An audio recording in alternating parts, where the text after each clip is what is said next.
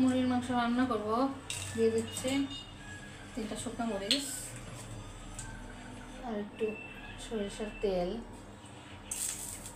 আমি কিন্তু শুকনো সরিষার তেল সব মশলা দিয়ে মেখে নিয়েছি, মাংসটা মেখে রেখেছি 15 মিনিটের জন্য। এখন দিয়ে দিচ্ছি একটু কাঁচা জিরা দিয়ে আমি মাংসটা দিয়ে দেবো।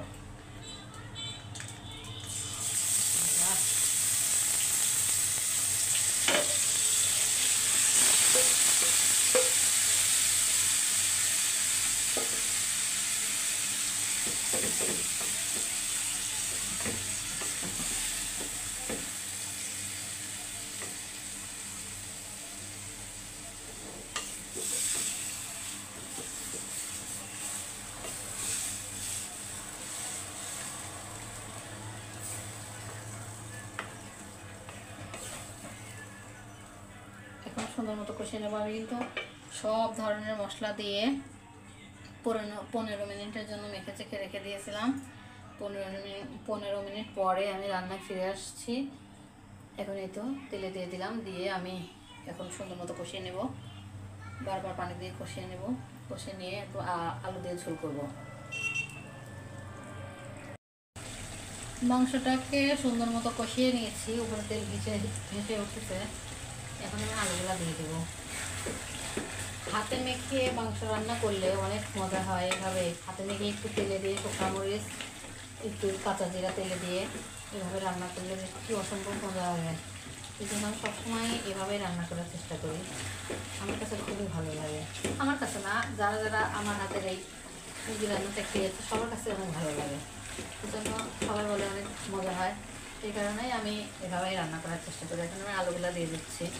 আলুগুলো দিয়ে আমি আরও কিছুক্ষণ কষিয়ে নেব। কষিয়ে নিয়ে আমি জলের পানি দিয়ে দেবো, দিয়ে এটা রান্না করে নামিয়ে নেব।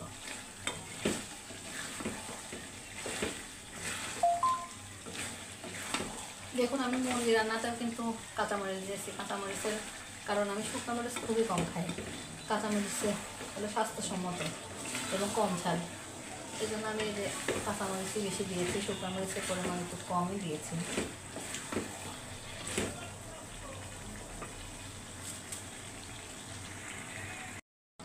সুন্দর মতো কষিয়ে নিয়ে এই তো ঝোল দিয়ে দিলাম। একটু ঝোল করে রান্না করব, যেহেতু সবাই রোজা রেখে খাবে, এই জন্য একটু ঝোল করে রান্না করব।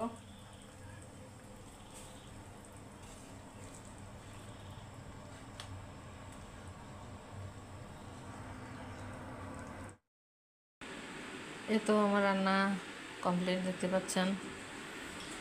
তো রান্নাটি এভাবে ভালো লেগে থাকলে অবশ্যই রান্না করে খাবেন। আশা করছি অনেক ভালো লাগবে। যারা এখন আমার ফেসবুক পেজটি ফলো করেন অবশ্যই ফলো করে দেবেন। যারা ইউটিউব চ্যানেলটি সাবস্ক্রাইব করেন অবশ্যই সাবস্ক্রাইব করে পাশে থেকে যাবেন। আর এভাবে রান্নাটি ভালো লেগে থাকলে এভাবে রান্না করে খেয়ে দেখবেন। আশা করছি খুবই ভালো লাগবে। সবাইকে ধন্যবাদ জানিয়ে আজকের মতো বিদায় নিচ্ছি। আল্লাহ হাফেজ।